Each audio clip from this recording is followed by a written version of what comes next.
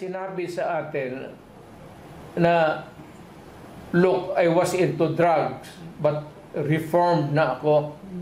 Hindi ko naging damit na. Hindi niya sinasabi, baski gano'n na lang. Baski na hindi siya kuminto hanggang ngayon. Baski noon pa lang, so that we would have the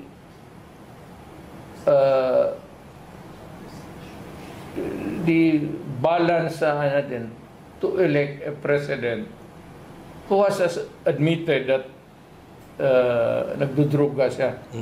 Frank enough to say that, lahat naman kami sa panahon ko, mga edad ko, nagsusnok talaga eh. Di ba sir, si Bill Clinton sabi niya, I didn't inhale.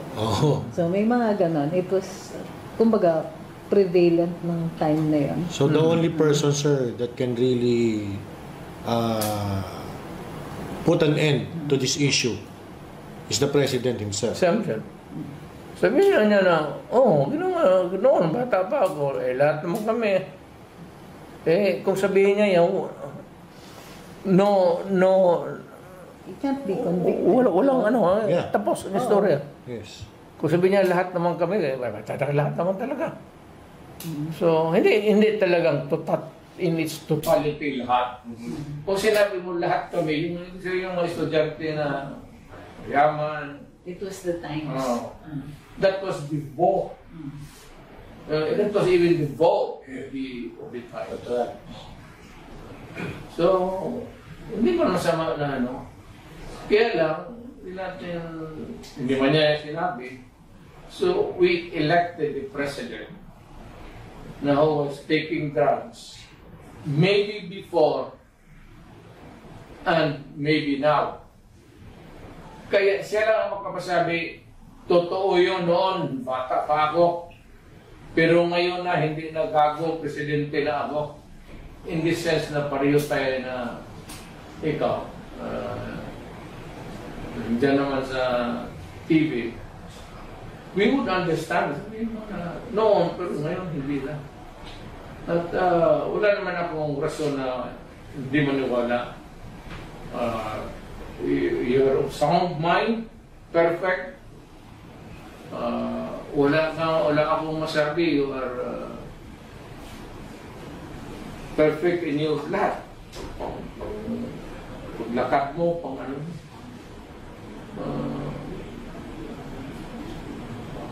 Utak mo, marunong rin. Pwede rin pang gera, pwede rin pang peacetime. So, wala kaming noon. Except that it could be good if you come up with an honest answer. But at least, tsaka maliwanag yung the rest of your statements are actually ganda ng And I think, we have already clarified now yung kung ano yung natin sa issue. Ako naliwanagan ako doon sa sinabi ni Sir about di ba? Na-clarify din. Nung una, this happened possibly before. Hindi pa siya presidente and it was the times. Besides, kahit naman niya sabihin na meron, totoo yan, may nangyari, ganyan talaga. Then, there is no fallout on him. At least wala siyang criminal liability. Lahat naman tayo. Yes. Intoxication. Yes. Ayun, yung talagang intoxication na minsan natutumba na talaga. Lahat dumadaan tayo. We all have our skeletons. The sense of youth. Yes. And in fact, now as president, he even has the added security na immune siya from suit. Yes. So, kumbaga, ano yung kinatatakutan nila? Marami silang ganun na they can just very well say na, oo, ako yun, or very well say na, that was a long time ago. Pero meron silang hesitancy to come clean with it. Either way, pwede naman silang humindi Ano ba naman yung sabihin nila, hindi ako yan, never ako nag-take, diba? never ako We can actually say na, implication sa kanila. all you need is a categorical denial. Yes or no? Bagay sa kanya yan. Pero ako, kung if there's kagaya ngayon may issue, picture talaga, video. Kaya nga akin sa babae, kung may ano dyan na X-rated na nakapatong ako, sabi ko talaga masarap. No. Okay, maraming salamat po. Layar yan, layar. May housing project ako dito sa Luzon. Ginagawa pa, alam yung mga squatters, yung nakatira doon sa outlying communities, hinintay lang nila na matapos yung pinaka-huling Huling pako. Nung napako na, Nung nabuo na. inoccupy ng mga tao. So, pumalag itong mga military pati police to diffuse the kasi may mga awardees na eh. Correct. Yes. sir. So they were ready also to occupy yung award sa kanila. Inuunahan sila ng squatters.